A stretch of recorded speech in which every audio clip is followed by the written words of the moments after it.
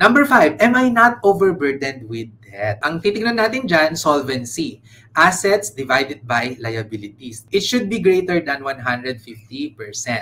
Yung debt to service ratio, yung monthly debt payments divided by monthly income should be less than 20%. So talaga kailangan lang mag-compute service. At saka kailangan talagang magawa yung SAL and MIMO. At yung utang, ginamit mo for productive purposes. No? Kung na-meet mo yung greater than 150% na solvency ratio at less than 20% na debt service ratio, you get the full 15 points.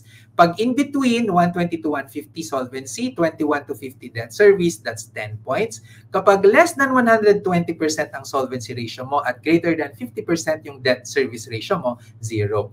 Ano bang ibig sabihin kasi niyan? Yung debt service ratio muna. Imagine mo naman, kung kalahati ng iyong kinikita ay pinangbabayad mo sa utang.